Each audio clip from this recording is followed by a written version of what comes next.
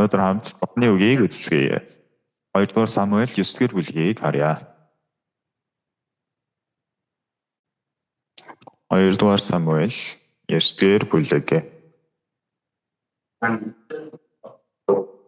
9-1-ээс уншъя. Утсын гэрээний 2-р Самуэль гэдэг ном байгаа.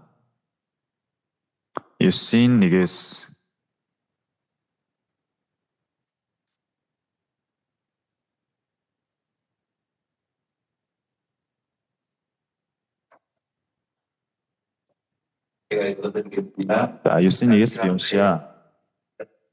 Дараа нь Давид Саулын гэрээс амьд үлдсэн хүн байхгүй юу? Би Йонатаны төлөө тэр хүнд инэрл хайр үзүүлэх юмсан гэв. Гэтэл Зиба нэрт Саулын гэрийн зарц байсныг Давид дээр дуудан ирүүлэв. Хаан түүнээс чи Зиба мөн үү гэхэд тэр таны бол би байна гэв. Саулын гэрээс хэн нэгэн үлдээгүй юу? Би түүнд Бурхны инэрл хайрыг үзүүлмээр байна гэв. Зиба хаанд Йонатаны хөлгүй нэгэн хүү би гэв. Хаан түүнээс тэр хаан байна вэ гэж асуухад Зиба хаанд арагтун Лодебарт байдаг Аммиелийн хүү Махирийн гэрт тэр байна гэж хариулав. Тэгээд Давид хаан хүн илгээн Лодебараас Аммиелийн хүү Махирийн гэрээс түүнийг авчруулав. Саулын ач Йонатаны хүү Мефибошет Давидад ирээд нүрээрээ газар унаж мөргөв. Давид Мефибошет гэхэд тэр таны бол би энд байна гэв. Давид түүнд хүү юм ээ. Би чиний эцэг Йонатаны төлөө чамд инэрл хайрыг заавал үзүүлж, чиний өвөг эцэг Саулын бүх газрыг эргүүлж өгнө. Чи миний ширээнд үргэлж талах хийдэж идэх болно гэв. Мефибошет дахин мөргөж бол би чинь хэн болоод та над шиг өгсөн нохойг та тооно вэ гэв. Тэгэхэд Саулын бол Зибаг хаан дуудаж Саул болон түүний бүхэл гэрт харьяалагдах хамаг юмыг би чиний эзний ач хүүд өгнө. Таны эзний хүү талхтай зовлохын тулд чи өөрөө хөвгүүд болон боолуудынхаа хамт түүний төлөө газар хагалж үйлчлэмсийг нь авчирч түүнд өгч бай. Харин эзний чинь ач хүү Мефибошет миний ширээнд үргэлж талх идэх болно гэв. Зиба 15 хүү 20 боолтой ажээ. Тэгэхэд Зиба хаанд эзний минь боолдоо тушаасан бүгдийн дагуу боолтой нь гүйцэтгэх болно гэлээ. Ингээд Мефибошет хааны өвгүүдийн нэг адил миний ширээнд хооллов. Мефибошет Миха нэрт балчир өвгөн байв. Зибагийн гэрт амьдардаг бүгд Мефибошетийн зарцнаар болов. Ингээд Мефибошет хааны ширээнд үргэлж хоолдог болсон тул Иерусалимд амьдран суужээ. Тэрээр 2 хөл сунг бүлгөө. 13 хүртэл уншлаа. Бид нэр ивэл нэгүсэл авнаа гэдэг энэ юу гэсэн үг гэвэл бидэнд нөхцөл болцол байгаад энэ ивэл авч байгаа юм биш. Надад хэрвээ хийсэн ажил юм уу хийсэн зүйл байгаад авж байгаа зүйлийг бол ивэл биш хөлс гэж хэлдэг гэсэн. Бидний чухам мэдэж байгаа бас тодорхой мэдж байгаа зүрхээр мэдж байгаа хоёр бол ялгаатай. Би 17 настай авралыг авсан. Ахлах сургуулийн 1-р ангидаа аврагдаад ингэж боддог байсан. Миний нүдэнд сайн хийвэл ерөөл аваад муу хийвэл хараал авна гэж харагдаад байсан. Та нарын нүдэнд тэгж харагдаагүй юу? Надад бол тэгж харагдчихсан. Сайн хийвэл сайн шаардна. Сайн хийсэн хүний яах вэ? Сайн бай миний хүү мундаг байлаа. Харин буруу хийвэл буруу юм хийж муу юм хийвэл муу хүн муу байна гэд хүүхэд нь эсвэл муу авна. Тийм учраас миний сэтгэл ямар сэтгэл эхнээсээ суудсан байсан бэ гэвэл сайн хийх ёстой. Сайн хийчээч өрөөгдөн. Өөр өнцгөөс харвал үргэлж би өөрийгөө зөв байдалд оруулах гал банк төгшөөртэй сандарсан. Тийм байдал байсан. Өрөм хийсний дараа ч гэсэн би подолк сайн өмсдөггүй. Сүүлийн үед жаахан өмсдөг. Харин яагаад өмсдөггүй байсан бэ гэвэл жаахан хүүхэд шиг харагдуулах үедээ гэж үргэлж би цагаанцам зангиатай. Эдгээр би амар хүлээсэн ч гэсэн зангиагаа тайлаагүй. Яг тэр хин нэгийг харахад намайг жоохон гэж харж болохгүй юу. Би 20 настайдаа би ахлагч болсон. 25 настайдаа би хурим хийж 27 настайдаа пастораар амьдсан. Тэгээд би жоохон хүүхэд шиг пастор юм шиг хүүхэд шиг харагдуулмааргүй байсан. Жоохон настай харагдуулмаар байсан. Тийм байж би бурханы өмнө гоё харагдаж бурханы ерөөл авах юм шиг ийм зүрх сэтгэл миний сэтгэлд бүр маш шамбарсан байсан гэсэн үг. Харин бурхан намайг маш ийм бодлуудыг хаглах ажлыг хийсэн. Нэг удаа хагахад яг түбүү шиг ингээд бутлаад хагарчвал сайн боловч бурхан энийг бутлаад хайсан ч гэсэн яг л зүтгэрсэн шиг сайн хийх ёстой. Буруу юм хийвэл загнаул штэ. Муу хийвэл хөөгдөж магадгүй. Муу хийвэл болохгүй хаа. Сэн миний сэтгэлд юм яарсан юм сэтгэл. Ийм одоо аяараагаадсан дээр амьдсан. Нэг удаа Масанаас ингээд цуглааны байр барих бүтээн байгуулалтын ажил байсан. Тэр нь би бол зүгээр суугаад Библийг уншснаас ажил хийсэн үед сонирхолтой байдаг. Ийм хүн байдаг шүү дээ. Зүгээр суугаад юм идээд байвал өгзөгнөөс нь эвэр гарчих байгаа юм шиг. Өргөс нэг байгаа юм шиг.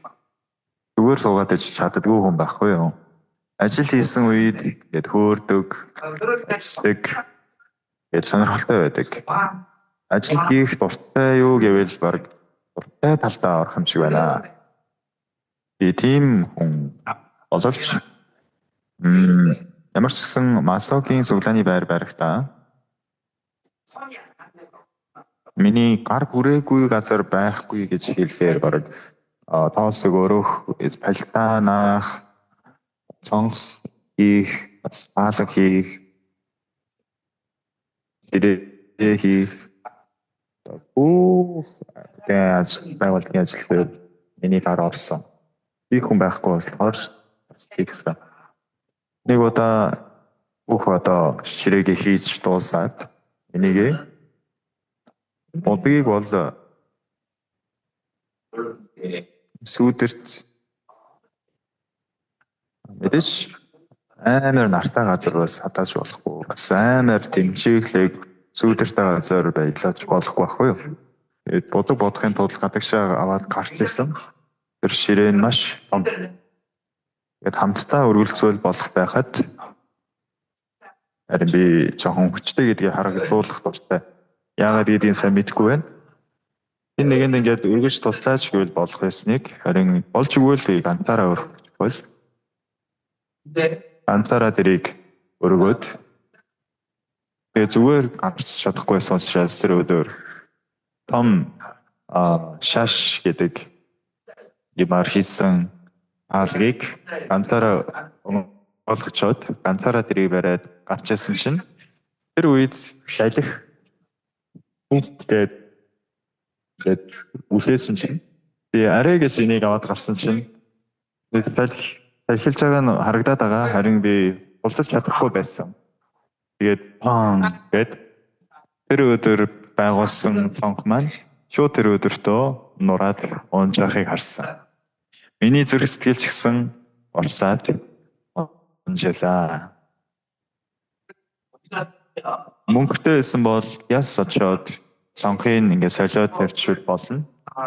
Харин сүмд одоо сайн дураар ингээд ажиллаж байгаа итгэгч нар байна. Ямар нэгэн цалин хөлстэй ажиллаж байгаа биш. Тэгвэл мөнгө байхгүй шүү дээ. Цонх шууд салхинд ингээд ширээ зөхөөл хагарч байсан. Тэр хагарсныг хараад миний сэтгэл зүйн хагарч унжсан. Тэгээд нам унаал тэгэл сууж ирсэн чинь самоним ирээд сайн хагаллаа гэсэн. Миний сэтгэл зүйн хагараасай гэж хэлжсэн. Тэгэхээр сэтгэл бүр хагараал унсан байгаа. Тэгжсэн чинь нэг пастор ирээд "Юу ахын дүү? Чи дандаа сайн хийх гээд байх юм аа. Бурхан Энэ асуудлыг зөв ахын дүүгээс л болоод үүсгэсэн юм байна гэсэн. Бурхан үнэхээр намайг сайн хийж тэ. Марч тийм асуудалгүй. Ямар ч тийм үгүй хийх туфтай хүн харин бурхан энийг бүгдийг хагалж наачсан. Тэгэхэд бурхан намайг би өөрөө мундаг болоод суглаандаа байгаад мундаг болохоор энэ сүмд байгаад байгаа хүн биш. Чи нэгүслэр юм. Чи бурханы ивэлээр одоо энэ цуглаан барих ажилд ажиллаж байгаа гэсэн үг шүү. Тэр үед бид нар бас юу хийсэн бэ гэвэл бурханы ариун газар хуучин гэрээнд гардаг ариун газрын нэмжтэй юм загвар хийжсэн. Сүүлийн үед амар том хийдэг болсон байлээ. Баг үед 1 м 20 см гээд 60 см. Энэ иймэрхүү л нэг жижигхэн хэмжээний ариун асрыг загварын хийгээд үзүүлэн хийж бас тэр сургаал бас семинарын үеэр сургаал тарахтаа тэрүүгээрээ тараадаг байсан. Би бас гар урлал хийх дуртай. Тэгээд ариун асрын ажлыг ч гэсэн би хийсэн, ариун асрын бас сурсан. Ингэж байгаад би Библийн сургуульд орсон байгаа. Орсон ч гэсэн үргэлжлүүлэн би сайн хийдэг хүн болёо гэсэн бодолтой байсан. Би хүлээн зөвшөөрдөг хүн болох юмсан. Ингээд дагнуулдаггүй, сайшаагддаг хүн болох юмсан гэсэн сэтгэл маш байсан.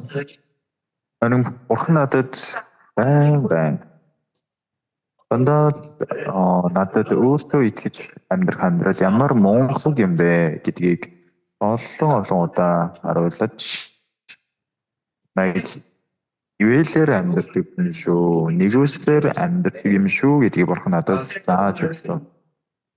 Өнөөдөр миний 1-р Самуэль 9-р бүлэг дээр байгаагийг уншсан байна.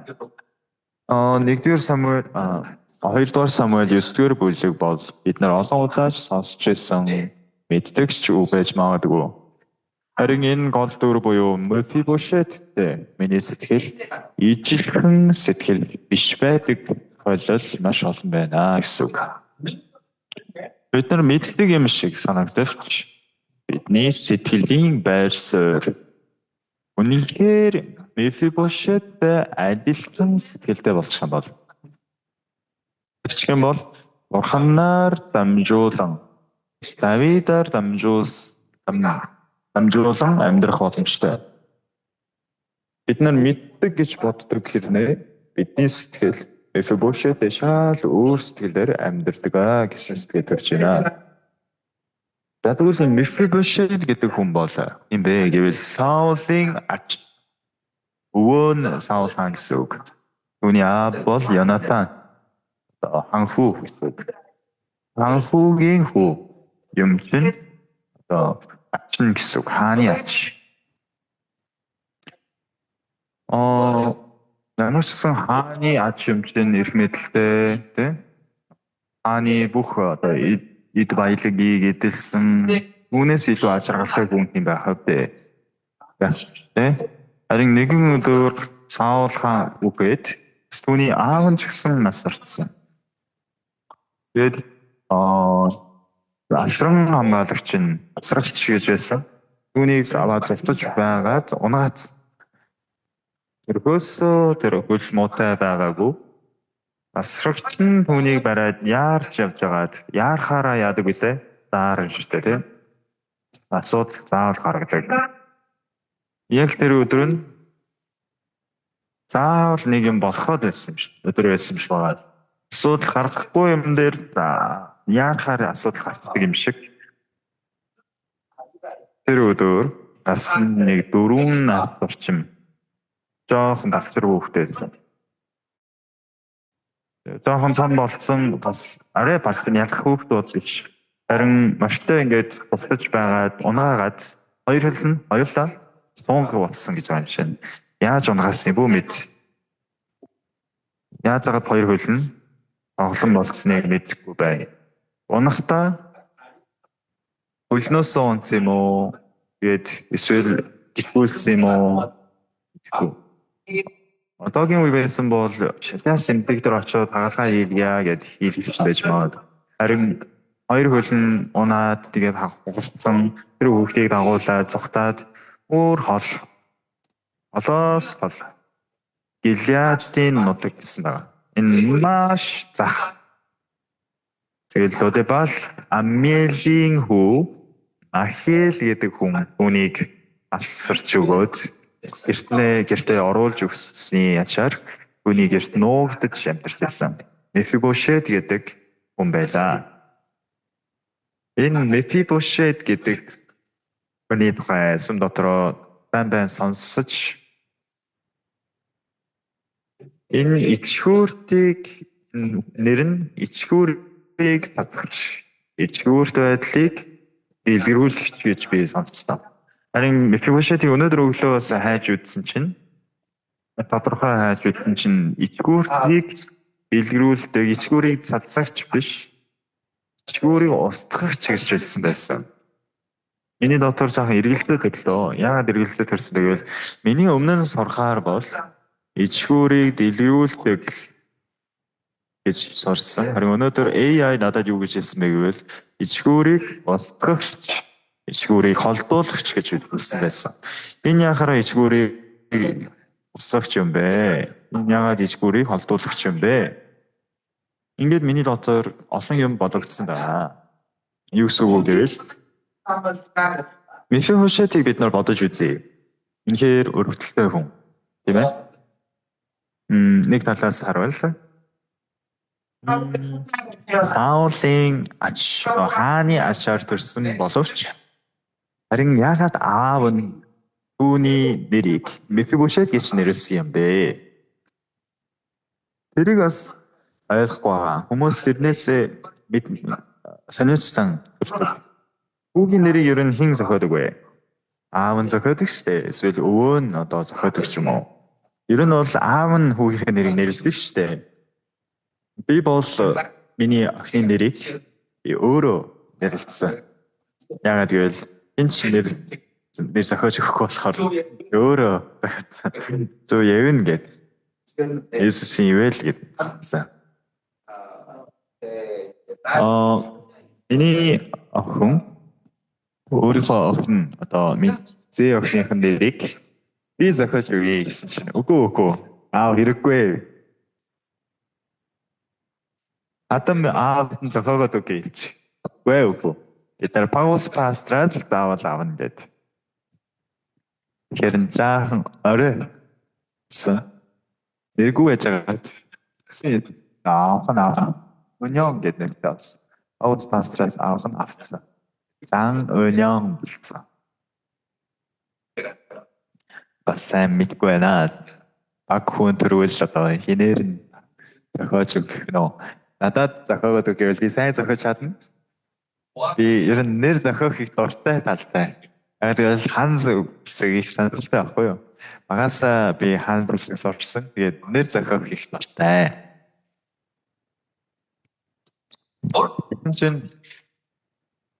Сайн мэдгүй гэж аав нь зохиосон баха. Янатан өөрийнхөө хүүгийн нэрийг Мефибошет гэж нэрлсэн байх. Харин яагаад тийм олон нэрнүүд дундаас Мефибошет гэж нэрлсэн болоо? Бошет гэдэг нэр нь ичгүүр. Ичмэр байдал. Энийг Бошет гэдэг баггүй юу? Мефибошет гэдэг ичгүүрийг устгагч. Ичгүүрийг дайлуулагч гэж нэрлсэн байдаг. Яагаад тэгвэл Мефибошет гэж нэрлсэн бэ Янатан? Гэсэн чинь энэ Янатан үнэндээ зүр сэтгэлдээ ханхүү байсан боловч өөрийгөө хаан болж чадахгүй гэдгийг мэдсэн. Өөрөө Давидтай уулзсан үед тийм ээ? Давидтай уулзахад түүний сэтгэл ямар сэтгэл төрсөн бэ гэвэл эр эмийн хайраар биш Давидын дотор үнэхээр бурхан байгаа юм байна гэдгийг харж энэ бол зүгээр л нэг Христосийн хайр биш тийм ээ. Эсвэл эрэгтэй хүндээ хайртай байх тийм хайр биш. Ижил хүснгийн хайрч биш. Давид үнэхээр товтой байж хүндэлдэг Давидын дотор бурхан байгаа хараад Йонатан мэдсэн. Би мэдлээ. Бурхан манай аавыг заламжлаж хаан болох хүн бол чи байна. Давид чи байна гэдгийг Йонатан мэдсэн. Өөрөө ханхүү боловч хэдэж би хаан болно гэж бодохгүй байсан. Өөрөө ханхүү боловч шүү дээ. Дараагийн хаан бол чи. Бурхан чиний байсан. Өөрөөр хэлбэл миний эцэг бас би. Манай гэр бүл миний үеийн бүх хүмүүс эзэн нэгэн цагт энэ хааны ордонгоос зайлуулах болно. Тэр үед чи намайг санаарай. Тэгэд миний хүүхдүүдэд энэрл хайраа үтгүүлээч, ивэл хайрлаач. Надад ивэл хайрлсан шиг миний хүүд ивэл хайрлаач гэж амласан. Хамгийн хэцүү Давидыг хэцүү байхад нь тэгж амласан байхгүй юу? Өөрөөр хэлбэл өөрийнхөө хүн Мефибошетийг чам даалгалаа шүү гэж хариуцсан гэсэн үг. Даалгасан. Тэр үе Давид маш хэцүү байсан. Яагаад гэвэл Саул хаан Давидыг алах гэж бүр нүүр нь улаагаад бүр ямар хэмжээнд хүрсэн бэ гэвэл Давидыг бүр жадаар зоож хананд өлгөх гэж байсан. Йонатаны аав Саул хаан байхдаа Саулыг алах гэж давтаж байсан. Тэр нэг юм завсарт нь орсон байсан гэсэн үг. Йонатан бол хаан, Саул хаан болон Давид найзын энэ завсарт нь орсон байсан. Энэ талд орвол ааваасаа эсрэг зогсох ёстой, Давидын тагс зогсвол аавын эсрэг зогсох ёстой. Аавын талд босвол найз Давидын талаас эсрэг зогсох ёстой байсан. Биднээс тийм завсарт нь орсон байдаг үстэй. Би бурханы талд орё гэсэн чинь гэр бүлийн эсрэг зогсох гэдэг.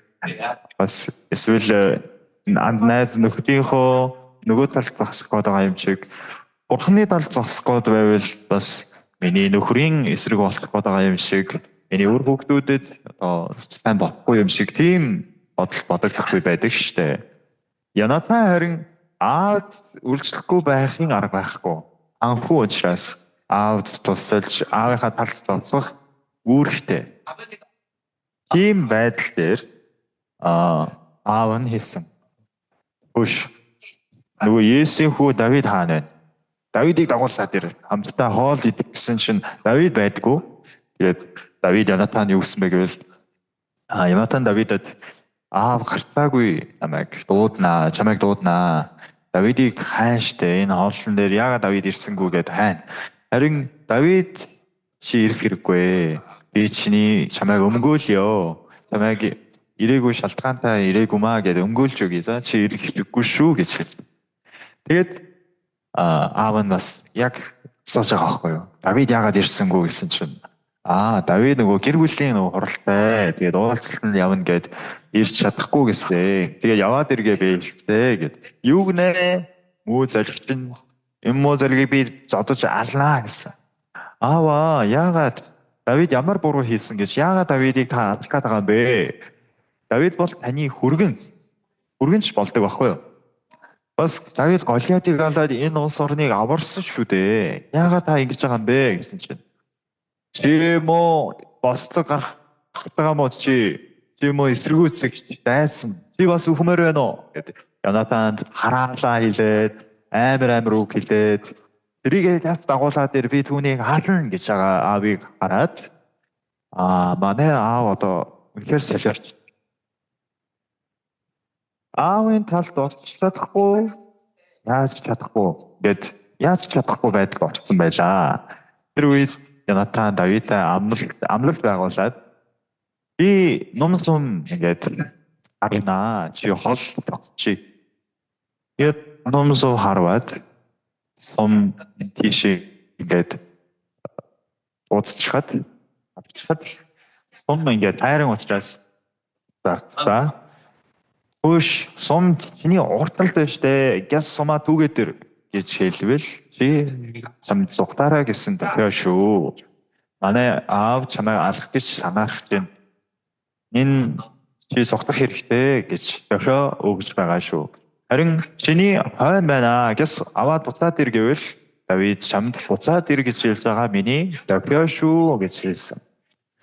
Харин Давид одоо хоол зогсож байхад тэр ном сум харваад зарцтай хэллээ. Зарц минь ном сум чиний урд байна. Хурдан яв гэж хэлсэн чинь Давид яв гэж байгаа юм байна. Дохио юм байна гэдгийг ойлгосон.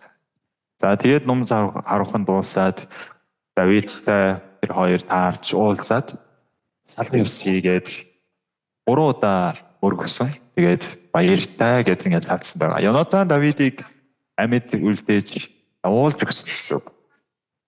Тэгээд ирээ андгаа байгуулсан. Йонатан чи дараа нь хаан болно. Бурхан чамайг хаан болгох болно гэдгийг би мэдэж байна. Дараа нь чи намайг санаад миний үг амьдруулаарай. Миний хүүд ивэлээ хайрлж өгөөрэй. Ингэж амласан гэсэн үг. Тэгэж амласныхаа дагуу нэгэн өдөр Саул хаан ч гэсэн өгсөн, Йонатан ч гэсэн өгсөн, ах дүү нарч ч гэсэн өгчээ. Сүүлд нь Ишбошет гэдэг хатган хүртэл өгчээ. Давид одоо эзэнт хүрний хаан болсон. Бүх Израилийн хаан болсон гэсэн үг. Болсны дараа ч гэсэн нэлээд цагаан өрсөн. Шууд Йонатаны энэ андааг сансан биш. Нэлээд урт цаг өнгөрсний дараа Давид сансан. Бүш нэрээ би Йонатантай гэрээ байгуулсан шин. Йонатаны хүүхдүүд хаа байгаа вэ? Энийгээ санаад дуудсан байна. 9:1. Давид Саулын гэрээс амьд үлдсэн хүн байхгүй юу? Би Йонатаны төлөө тэр хүнд инэрл хайр үзүүлэх юмсан гэв. Тэгтэл Зифа нэрт Саулын гэрийн зарц байсныг Давид дээр дуудан ирүүлэв. Хаан түүнээс чи Зифа мөн үү гэхэд тэр таны бол би байна. Саулын гэрээс хэн нэгэн үлдээгүй юу? Би түүнд бурхны инэрл хайрыг үзүүлмээр байна гэв. Зифа хаанд Йонатаны хөлгүй нэгэн хүү би. Хаан түүнээс тэр хаан байна вэ гэж асуухад Зиба хаанд аргтун Лодебарт байдаг Амелийн хүү Махирийн гэрт тэр байна гэж хариулав. Тэгээд Давид хаан хүн илгээн Лодебараас Амелийн хүү Махирийн гэрээс хүнийг авчруулав. За энэ харвал Саул хааны бол Зиба гэдэг бол байсан. Түүнээс асуусан. Йонатаны гэрээс үлдсэн хүн байхгүй юу гэж асуухад энэ Зиба байгаа. Гэтэл тэр хөлгүй гэсэн. Энэ хөлгүй хүү байгаа гэдэг нь юу гэсэн үг вэ? Хайсан хэрэггүй. Нэмэр болохгүй. Энэ хоёр хөлгүй гэдэг нь юу гэсэн үг вэ? За Йонатан хүү байгаа гэвэл болох байсан. Йонатан ингээд хоёр хүү байгаамаа гэж хэлвэл болчих юмэг. Сайн эргүүлэл хэлсэн гэсэн үг. Энийг хаагаад хэрэггүй ээ. Энэ хоёр хөлгүй шүү дээ. Нэг хүү байгаа л да. Гэхдээ хөлгүй. Давид Йонатантай хийсэн андгаа тэр гэрээ мэлт байгуулснаас болоод түүний хаагаад анаа гэсэн. Тэгээд Мефибошетийг тэр хүн явуулж уулж ирсэн байна. Сайн мэдгүй байна. Харин ингэж таамаглаж болох юм. Мефибошет дуудуулж хаан дээр очихдоо ямар их хайсан болоо. Тийм ээ? Яагаад гэвэл хаан дуудсан. Хин дуудсан гинэ? Хаан. Тэгээд ч бас зүгээр хаан уу? Үгүй. Хаан болсон гэдгийг мэдээд асран хамгаалагч түүнийг барай зүгтсэн байгаа байхгүй юу? Тэгээд зүгтж явж байгаа төлөө хугалцсан. Төлөө хугалснаас болоод бас зүгээр хот дотроо амьдрах биш. Хамгийн хөдөө захын зах. Өөрөөр хэлбэл ханван мужийн уулын оройгийн бүр цаана тосгоны тосгон хамгийн хөдөөгийн газар амьдарсан гэсэн. Энд ч хайхгүй, энд ч мэдхээргүй баг хүний хөл хүрээгүй тийм хөдөөгийн улан зах руу очиж амьдарч байхад тийм хөдөө хүртэл зэргүүд ирээд Мефибошет шиг гараад ир. Ааны тушаалыг хүлээж ав гэд. Аан чамайг хайж байна. Ямар хайсан болоо. Энэ юу болоод байна? Магадгүй тэр тасганд үе энэ Мефибошет бүүн гай амшиг тохиолнэ. Мефибошет одоо өөхөх баха. Яагаад түүнийг хаяа гэж Саулын ачгүй шүү дээ. Дээрээс нь тэр хоёр хөлгүй шүү дээ. Юунд ашлах гэж. Заасан мэрэгэн ухаантай байсан бол за чамайг төвшмөл болгоё гэдэг ч юм уу, чамайг одоо авъя гэд ашиглаж магадгүй байсан. Харин хоёр хөлгүй байхад чинь яагаад дуудах вүлээ? Ингэ бодсон чинь. Мефибошетийн амьдрал чинь ингээд дууслаа да. Ингээд тайлам да гэж бодсон байх тийм ээ. Базарвана гэж бодсон байх.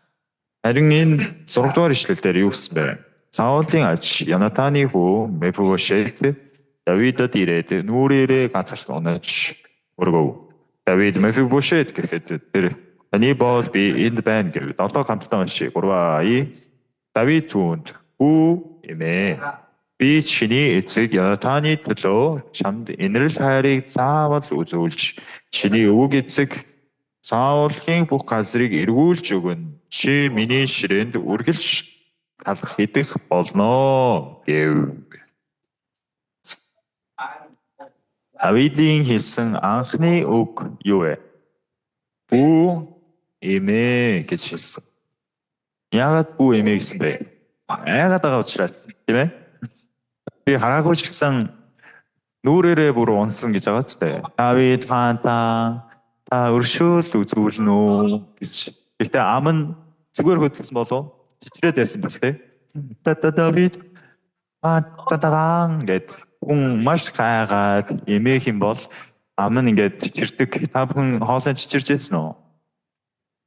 Чичирж үзээгүй юу? Чичирж үзээгүй бол та бүхэн ерөнхийлөгч юм зогсоогүй л байна гэсэн үг. Ерөнхийлөгч юм хааны өмнө зогсон бол бүх ингээд чичирээд байдаг.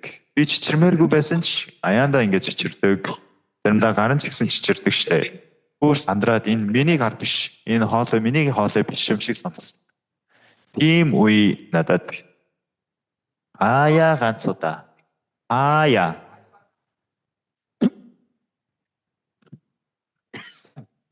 Би сайн мэдгүй ч гар ингээд чичирсэн байх. Хоолой ч гэсэн чичирээд байсан байх. Мефибошет үү эмээ. Чи яагаад айгаад байгаа юм бэ? Битгий. Яагаад Мефибошет айсан бэ? Яг үнэндээ Мефибошет ийм хөдөө зах болонд амьдрах ёстой гэсэн шалтгаан гэвэл Мефибошет яг үнэндээ толгоогоо угаалгацсан. Архаа угаалгацсан гэсэн үг. Чи тэрв Давидын өмнө зогсвол өгнө. Давидтай уулзвал чи алуулна. Яагаад гэвэл чи Саулын аж учраас. Энэ үнэн боловч Саулын аж гэдэг нь үнэн боловч юуг хэлж өгөөгүй байсан бэ гэвэл чи Янатаны хүү шүү дээ гэдгийг бол хэлж өгөөгүй байсан гэсэн үг. Өөрөөр хэлбэл Сатан ч гэсэн бидэнд яг үнэн юм шиг ярьдаг.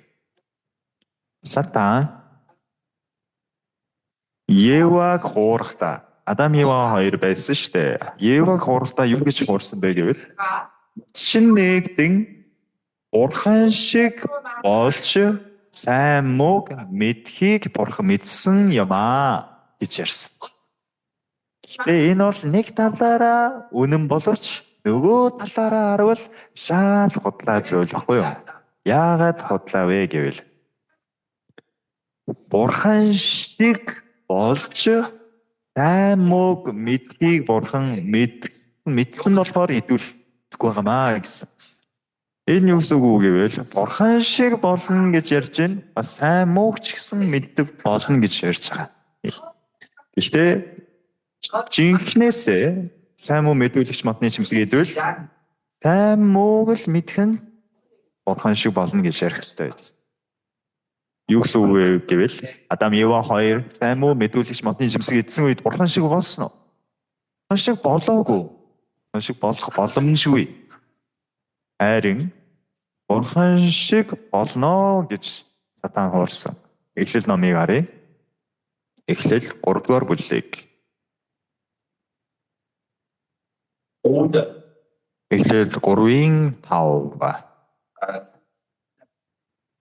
Эхлээд 3-5 та нар түүнээс эзэн тэр өдөртөө нүдчин нэгдэг бурхан шиг болж сайн мөг мэдэх болно гэдгийг бурхан мэдэж байгаа гэжээ.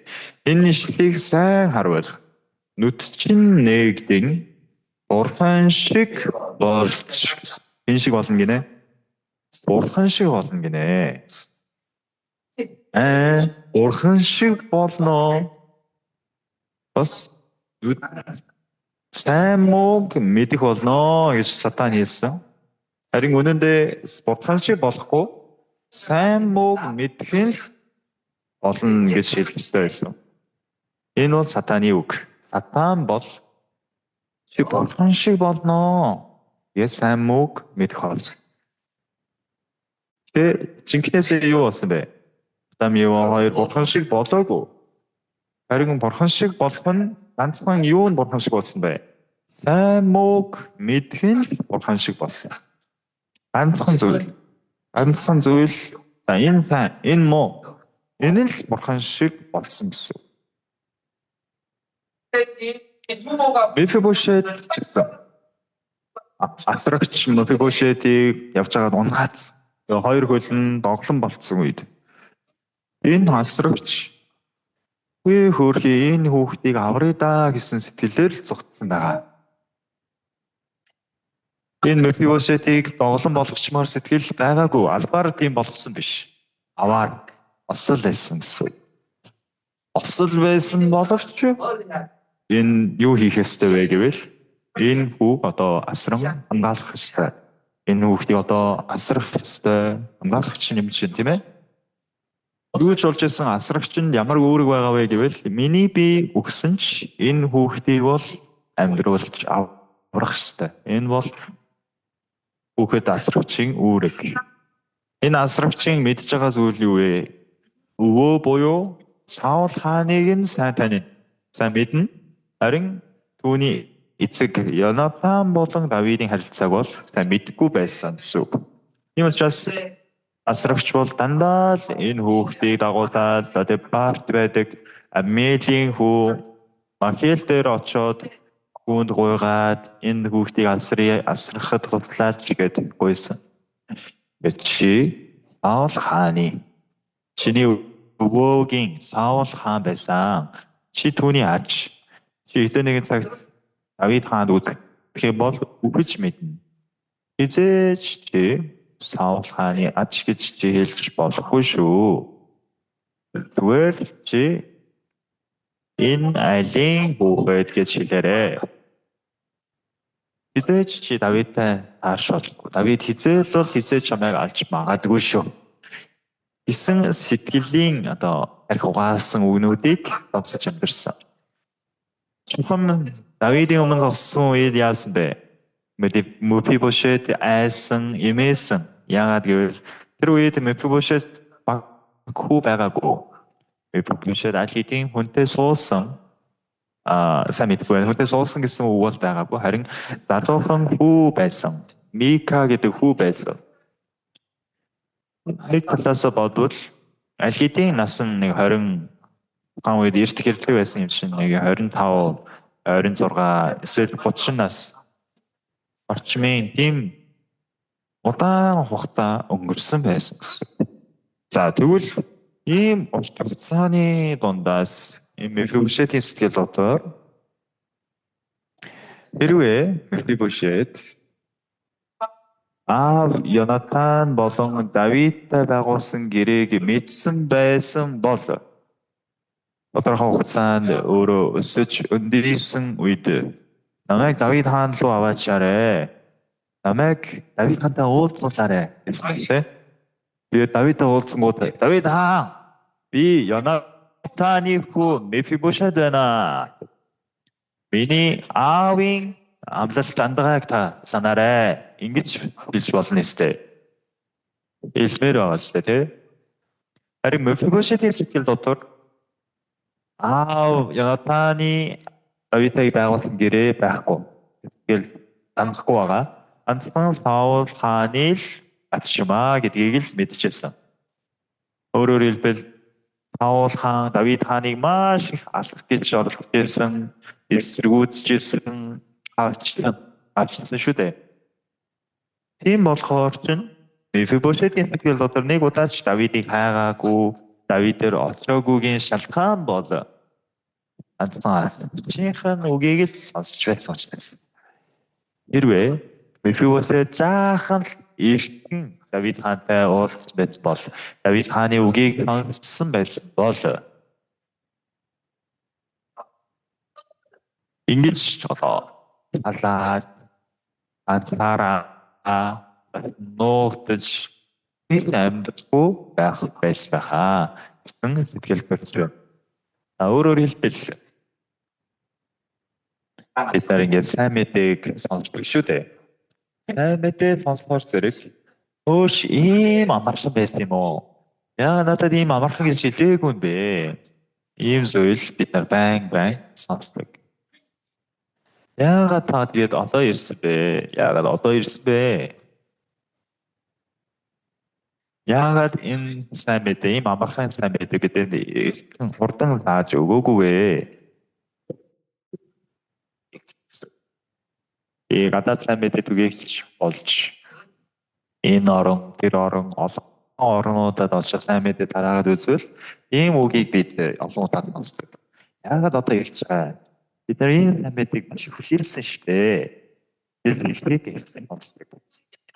Энэ сайн мэдээ, баяртай мэдээ тарахдаггүй бол үргэлж хүмүүс ямар мэдээтэйгээр амьдардаг вэ гэвэл чи насан туршдаа байсан. Чи насан туршид сонзонтой Саул хааны ад шүү. Чи Давид хаан хизээл бол хизээж чамайг алдаж магадгүй.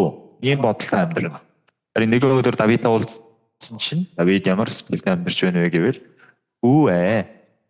Үу эмээ. Чи эмээхгүйгээр амьдарч бол. Би чамайг яагаад дуудсан бэ гэвэл чамайг хараал гамшиг болох гэж дуудсан биш. Би чамд ивэл хайрламар байна.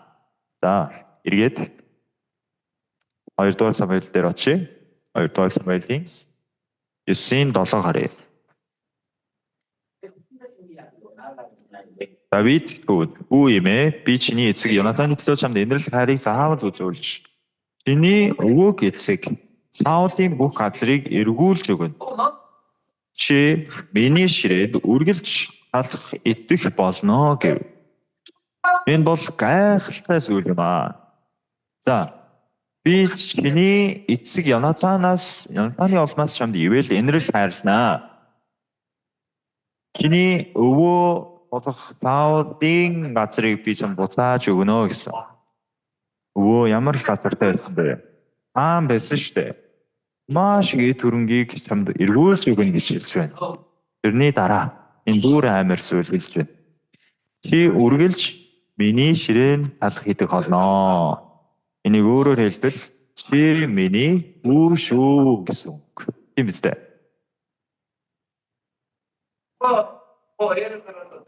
Жишээ нь сайдын хүү хааны судал дээр байн идэггүй. Үгүй шүү дээ.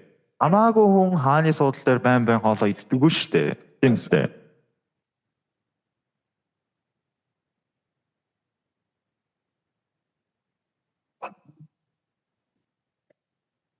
Хаан шүү дээ. Хаан үргэлж миний ширээнд чи хоололж бай гэдэг чинь юу гэсэн үг вэ? Йонатаны хүү боловч чи миний хүү гэдэгтэй адилхан байхгүй юу? Ишнэг сайдын хүү байсан ч гэсэн хааны ширээн дээр яаж байн хооллдог байх вэ? Миний ширээн дээр байн чи хоол идчихвэ гэдэг чинь өнөөдрөөс чи миний хүү шүү. Би чамайг өргөмөл хүүгээр авнаа. Миний ширээнд хамт хоолцгоё. Тэгвэл энэ Давидын зүрх сэтгэл дотор Мефибошет руу харж ямар ч нөхцөл олзол хүсээгүй. Өөрөөр хэлбэл Саул хааны ач байна уу? Одоо хөлгүй байна уу? Таагүй гэсэн. Ямар ч хэрэггүй юм шиг харагдсан ч Йонатантай байгуулсан андгаа байгаа. Йонатан чиний аавын ачаар чамд ивэл инэрл хайрлнаа. Тэр инэрл хайр бол эцэг чинь бүх газар нутгийг чамд эргүүлж өгнө. Эдгэрийнгийг ч гэсэн босч өгнө. Чи миний шинээр хамт боолдоорой. Юу гэсэн үг? Чи миний хүүхдүүд гэсэн. Би төрүүлээгүй ч гэсэн чи бол миний хөө. Ямар ч сул дорой байдал, ямар ч тийм мөхс байдал, чиний санаа зовх юм юу ч байхгүй. Гэт бүгдийг өөрчилж гисэн гэсэн. Энэ бол амар гайхамшигтай. Үнэнхээр гайхамшигтай таалал бас энэрл хайр байна. Энийг үзээд Мефибошет юу гэж хариулсныг харъя. 8 дугаар ишлэл. Мефибошет дахин мөргөж боол би чинь хэн болоод над шиг өгсөн нохоог та тоон вэ гэж хэлсэн. Энэ зүгээр хоосон хэлж байгаа биш. Давид гоё даруй харагдуулж хэлсэн үг биш. Би бол өгсөн нохоо шиг хүн байна гэж хэлж. Та бүхэн өгсөн нохоо харж ирсэн үү? Өгсөн нохоо харахаар гоё юу? Юу гэж гоё ах бэ? Өгсөн нохоо чинь зүгээр болцоод өгчтэй. Өгсөн нохоог юунд ашиглах вэ? Амьд нохоог бол хамт тоглож болно. Бас ийлж болно, тоглож өгч болно. Тэгж болох нохоо өгсөн. Машины аваараар мөргөлөөд өгчихсэн гэж бодъё. Эсвэл ингээд өвдөд өгчихсэн гэж бодъё. Тэгвэл ямар нэмэр байна вэ? Зүгээр газар ухаад ингээд болцлоод өгч өстэй болохоос юунд ч хэрэггүй өгсөн нохоо. Мефибошет өөрийгөө илэрхийлэхэд өгсөн нохоо мэд намайг. Би өөрийгөө өгсөн нохоо гэж үзэж байна. Ийм намайг та яагаад тоон вэ? Тэ? Хичнээн Йонатантай байгуулсан андгай амлалт байсан ч гэсэн зүгээр тоохгүй байя гэвэл та тоохгүй байж болохоор хаа шүү дээ. Тэр над шиг өгсөн нохоо байна. Хоёр хөлн доолон хөлгөө байна. Би ямар танд тусламж үзүүлж чадах юм биш. Би хаан болохоор тийм царайтай биш. Би таны ажил үйлчилж өгч чадах юм биш. Та надтай байвал харин цааз чинь л болох болно.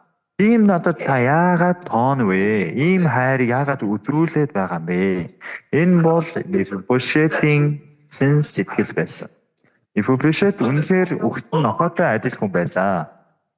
Юунд ч хэрэггүй, ямар ч хэрэгцээгүй хүн бол энэ Мефибошет байсан.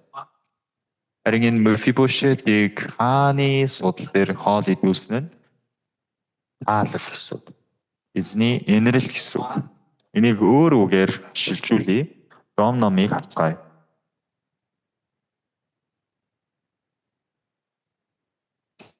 Ром номын 4-р бүлэг.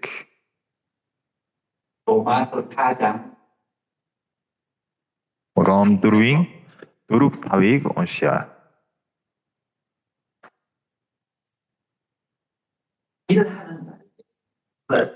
Ажилтдаг хүний хувьд цалин нь өглөг бус харин төлбөр гэж тооцогддог. 5-ыг хамтдаа уншъя. 3А.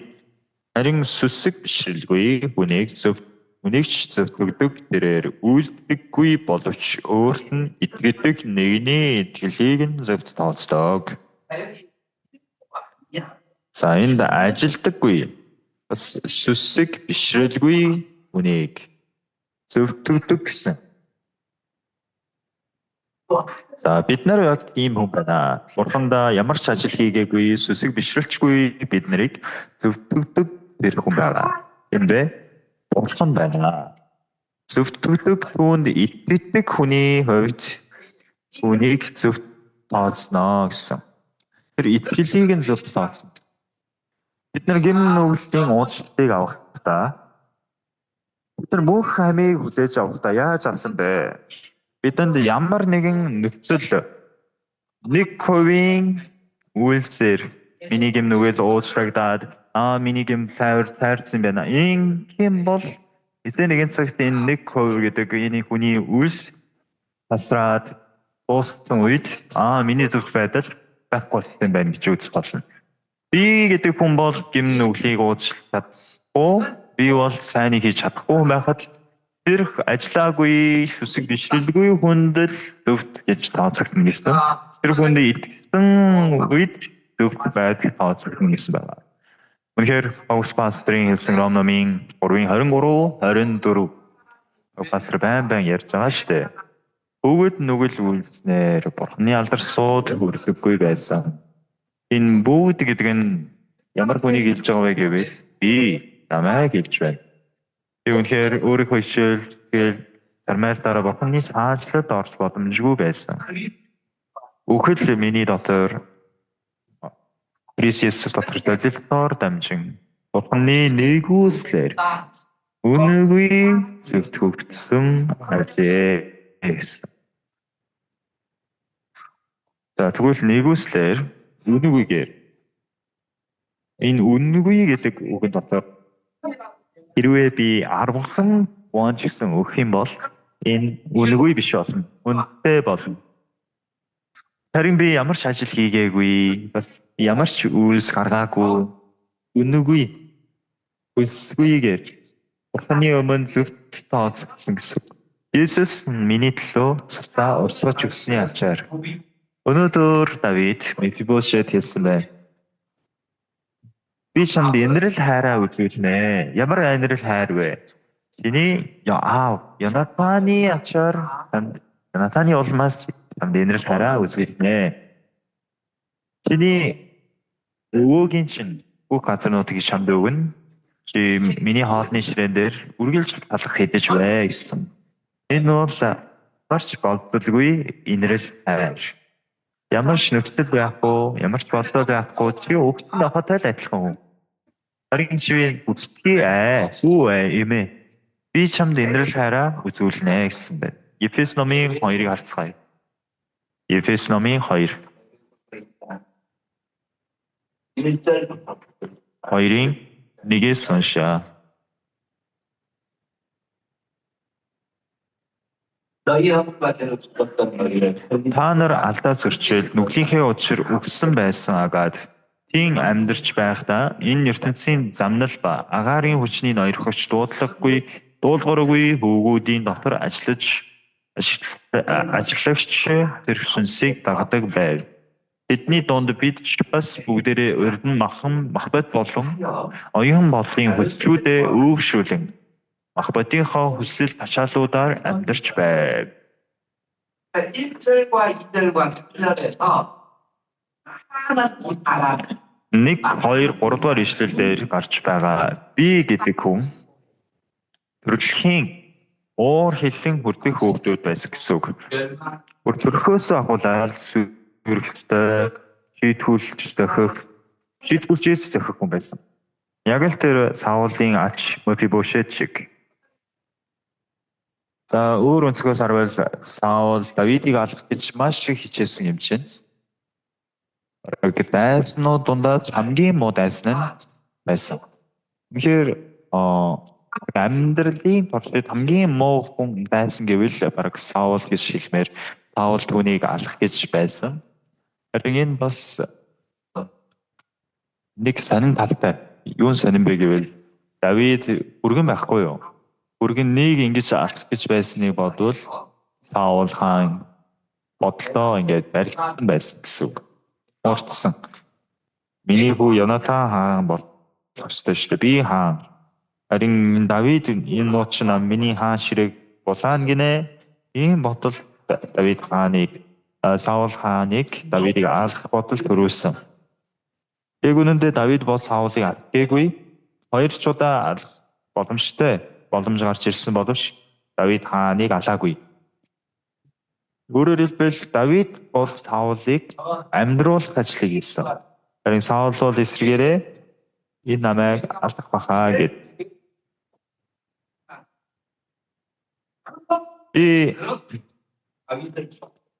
Саулыг бодож үзвэл Саул хаан Давидыг алахгүй бол би хааны ажлыг үргэлжлүүлэн хийж чадахгүй гэж бодсон учраас Саул Давидыг алахтаа л дайраад ирсэн гэсэн. Тэр Саулын ач юм чинь Давид хаан болоход Саулын ач өөхөх ёстой юм шиг харагдаж байгаа боловч бид нар ч гэсэн тийм байгаа. Хамгийн бодлыг өөгшүүлж амьдэрсэн, дуулуургүй байдал дотор амьдэрсэн, уур хилэн хүртэх ёстой хүүхдүүд нь бид нар байсан. 4-р эшлэл. Биднийг хайрлсан агуу хайраараа өршөөлөөрөө баян бурхан маань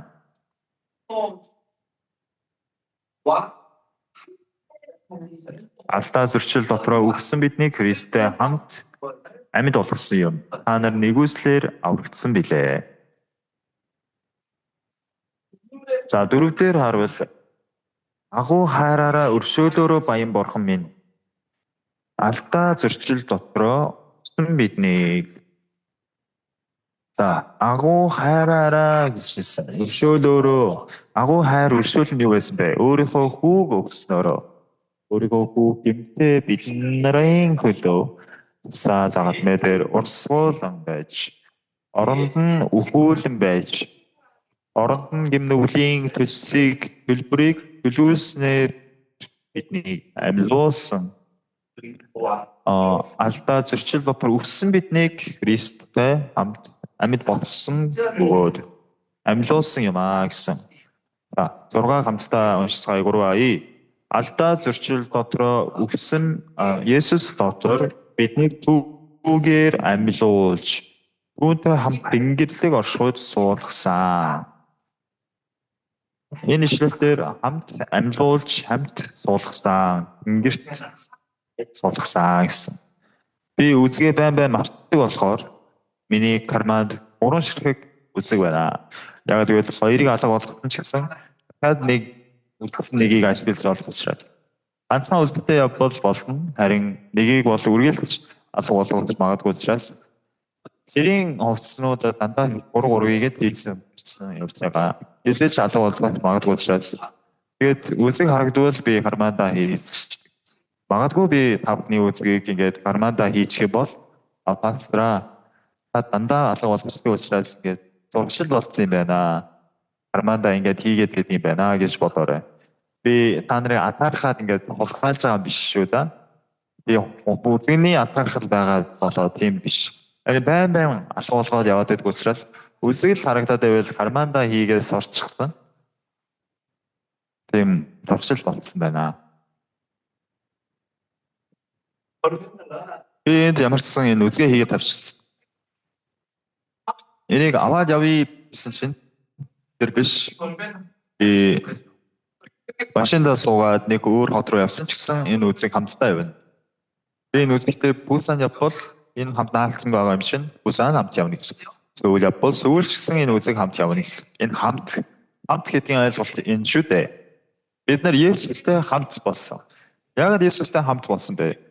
Есүс бидний гмийг өөрөөд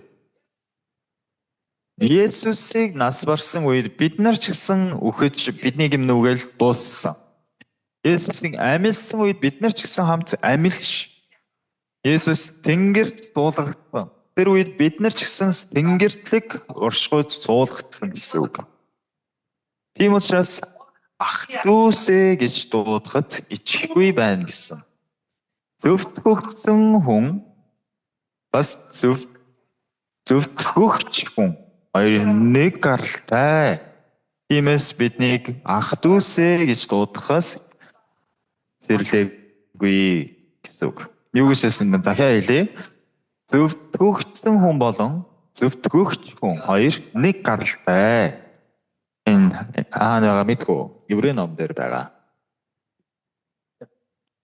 Еврей 2 дугаар бүлэг.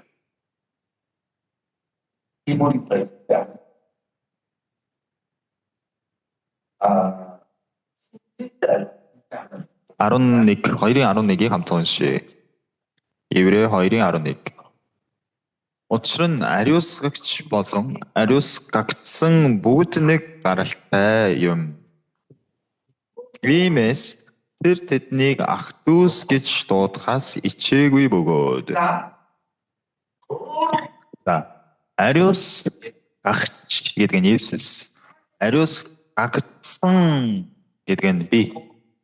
Болон та бүхэн бүгд нэг гаралтай.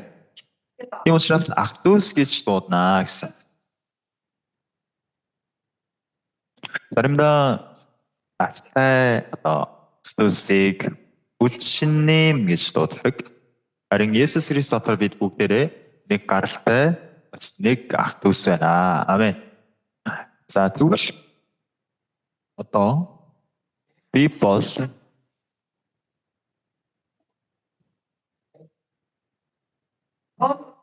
Би юу ч хийгээгүй.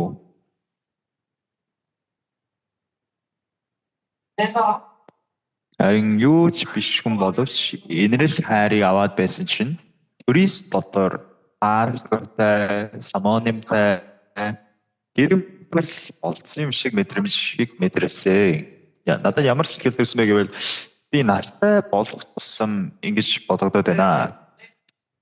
Би зэргийн албаа хаагаад агуулсуу пастрын байгаа. Дэжоны хамбасмын хамбасмын дэд пастраар очсон. Та үед энэ библийн сургуультай байсан учраас доор хоол иддэг байсан аахгүй юу? Сайн мэдгүй байгаа үстэй тийм ээ. Библийн сургууль Дэжонд байсан. Тэгээд сүнд амьдралтай хүмүүс байгаа учраас хоолны газар ч гэсэн аюул том. Дэжон бас нөхний цуглааны газар байсан учраас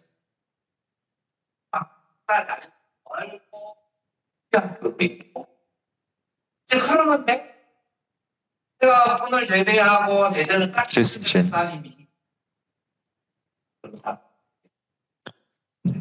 нэг өдөр пастор намайг дуудсан. Руу пастраа пастор. Чи өнөөдрөөс манай гэрт ирээд хоол идээрэй. Би доор идмээр байна штэ гэж өгний хэлмээр байсан. Харин пастор өөртөө зөв хоол идэх гэсэн. Би зүгээр доор идмээр байна штэ. Би зүгээр ганцхан удаа энэ амрууд очоод хамт идэх зүйл болно гэж бодсон. Тэгээд 2 өдрөөс хойш би очоогүй байхгүй юу? Чинь зөө ахшаа чи хайсан бэ? Өрөөнөөс ашигрсан. Чи том өрөөнд ирэхгүй юу хийж байгаа бэ? За одоочлоо гэд очоод том өрөөнд хамт хоолсон. Нэг удаа хооллоход болно.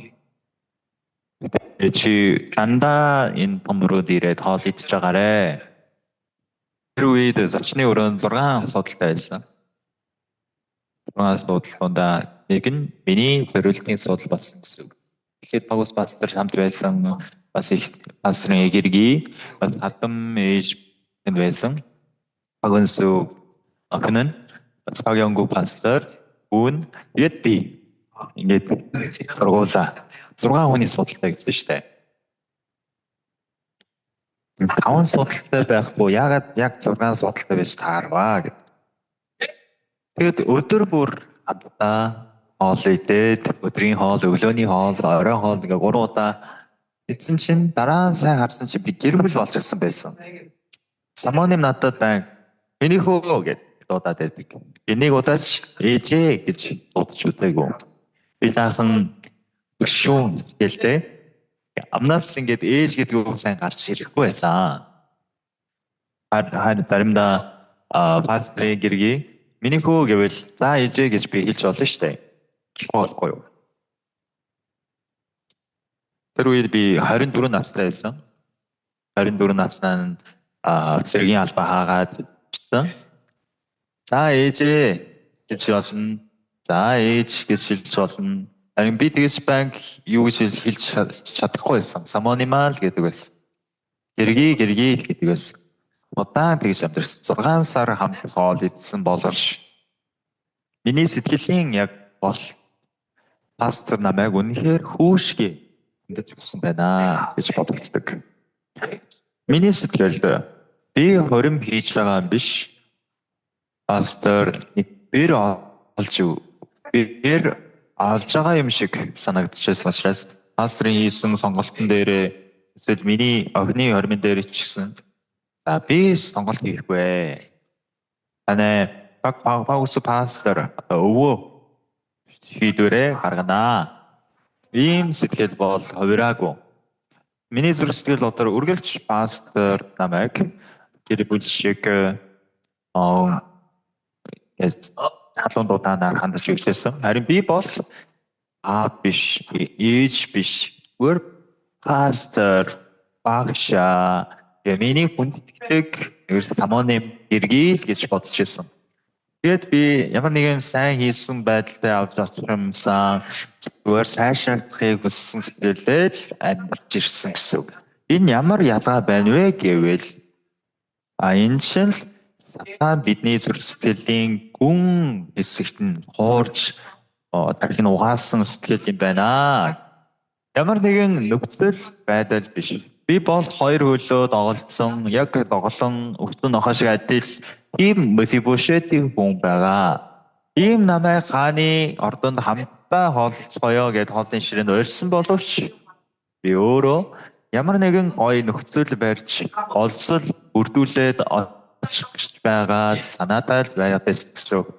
Үнэхээр ямар ч нөхцөлгүйгээр ганцхан Есүсийн улмаас Есүсийн ачаар намайг үүшиг, намайг ахан дүүс шиг би ямар мундаг байгаа тийм ухаантай болоод пастор их бас болоод пастор их нэм болоод тийм учраас намайг урьж байгаа юм биш. Пастор бол намайг зүгээр хоёр хөлөнд доголон байхад хааны ордонд хоол идэж хамтдаа үргэлж хооллохоо идээд тийм байсан ч намайг хоёр хөлөнд доголон байсан ч гээд урьж чинь гэсэн.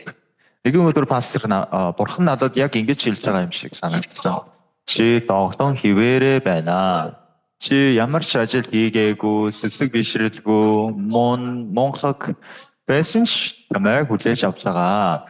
Пастор чамайг гэр бүл шиг хүлээж аваад гээд нэг ширээн дээр хамт хоол идэж талх хэдүүлжсэн нь чамд ямар нэгэн нөхцөл байгаад гэсэн биш. Баялсан шиг Есүс байгаа учраас Есүсийн улмаас Есүс чамайг хүлээж авсан учраас чамайг бас хүлээж авсан билээ. Энийг бодож үзсэн чинь Бурхан минь ээ, би үнэнхээр тэнэг мангар байна. Би үнэнхээр мунхаг молгоо байна. Ийм удаан хугацаанд би мунхаг ухаан муутай амьдэрсэн. Харин Бурхантай надад үгээ хэлээч. Хамтдаа энэ үгийг уншия. 8 дугаар ишлэлээр Ефес 2:8 дээр та бүх юмсыг түүний хөлдөөр оруулсан гэжээ. Учир нь бүх юмыг түүний эрхэнд оруулахдаа эрхэнд нь оруулаагүй юу ч тэр үлдээсэнгүй. Харин идүүгээ бүх юм түүний эрхэнд орсныг бид хараахан үзээгүй л байна. Харин Бурханы нэгүслэр хүн бүрийн төлөө үхлийг амсахын тулд Тэнгэрлэгч нараас арай дорд болгосон бөгөөд үхлийн зовлонгийн учир цаг завхлангийн хийгээд хүндэтгэлийн титэм өмсөн Есүсийг бид хардаг. Дахиад 2 дугаар Самуэль дээр очиод 9-ийн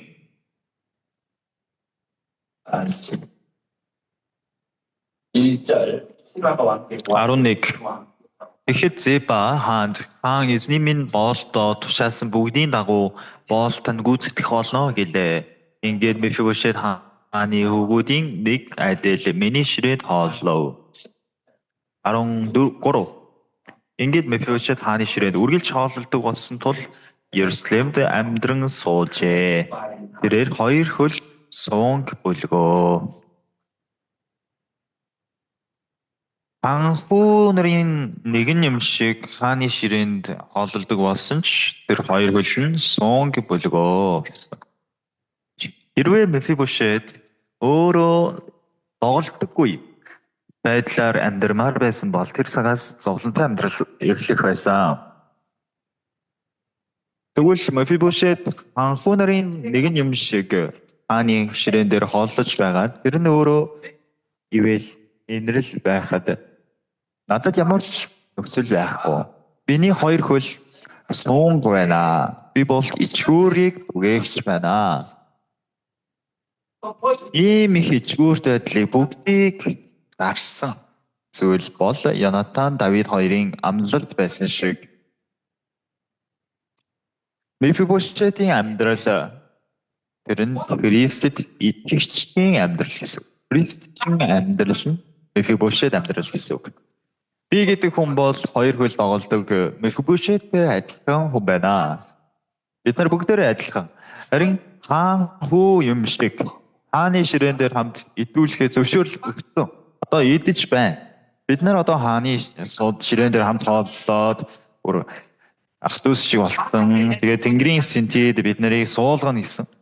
Харин бид нар нөхцөл байдлаа ингээд бодоод байвал тэр цагаас одоо би яагаад ингэж байд юм болоо? Би яагаад доолоод байна? Миний амьдрал аврал авсан байхад яагаад ингэж сэтгэхгүй байна гэд зовлонтой болж эхэлсэн гэсэн. Гэхдээ та бүхэн биш. Та бүхний харах биш. Ийм намайг хааны ширээн дээр хоол идүүлэхийг зөвшөөрөл өгсөн штэ.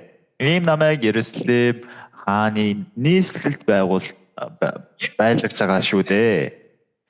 Ямар гоё вэ? Есүсийн ачаар би хааны ширээд хамт хооллдог болсон байна. Анхүү нарын нэгэн шиг болсон байна. Энэ итгэл өөрлөө харцаас өөр тийшээ харцаа тогтооход хүргэдэг гэсэн үг. Хэрвээ энэ итгэлээс залах юм бол чи Давидын саад бодгор чи Давидад ичгүүр өгч байна.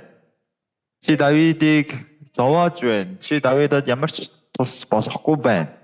Энэ бодол өдөртөө бүр өчнөө олоолаа. Ганц 2 удаа гарч ирвэл ямаа да. Хэдэн зуун удаа өдөрт хэдэн 100, 300, 400-аараа ингээд 1000-аар ингээд төрөөд байдаг. Тийм учраас юу хэрэгтэй вэ гэвэл итгэл хэрэгтэй. Миний одоо энэ хааны суудалд сууж байгаа нэвэл байна гэдэг. Энэ нэвэлээр би одоо сайн мэдээ дотор амьдарч байгаа шүү гэдэг итгэх хэрэгтэй. Би 22 жил Африкт ажиллаж байгаад эргэж ирсэн үед ийм сэтгэлийг надад харуулж өгчээсэн. Пастрын өмнө зогсох болгон өөрийнхөө нөхцөлийг харах биш. Би пастор болсон нь маш ивэл энерж байна. Миний аврал авсан нь маш том ивэл байна. Миний одоо энэ газар сууж байгаа нь маш том ивэл байна. Ийм сэтгэл надад маш том байсан учраас пастортай зогсох болгон дээр дарамттай байгаагүй. Чи юм уу энэ ямар муухай золиг вэ гэвэл пастора би энэс 7 дор хүн шүү дээ. Өгцөн охоо шиг хүн шүү дээ. Би яг Мефибошетик шиг яг адилхан хүн байна. Тийм надад би хааны ширээн дээр хооллож байгаа. Миний Тэнгэрийн ангиллыг орчих үед суулгаж өгч байгаа нь ивэл инэрл байна гэсэн сэтгэл төрж байна. Та бүхэн итгэгч нар та нарын тодорчсон сатааны өгөх бодлыг ялан дийлэх ганц хүч бол Янатаны улмаас чамд ивэл инэрл хайраа үзүүлье гэсэн шиг Есүс Христийн залилт биднийг үнгүй нэгүслэлээр зөвхт болгож өгсөн байна гэсэн үг. Миний ямар нөхцөл болдол байгаад тэгсэн биш. Миний алдаа дутагдал байсан ч гэсэн тийм ээ энэ алдаа байсан учраас Есүс намайг ариусгаж өгсөн юм гэж хүлээж аваад алдаа дутагдлаараа дүүрэн биднийг ийм болохоор бурхан та биднийг орж өгсөн байна гэд Есүсээр зоригжиж Есүсийн ачаар би амьдарч байна гэд та бүхэн Есүсээр хүчрхэгжиж амьдарцгаасаа гэж хүсэж байна. Амен.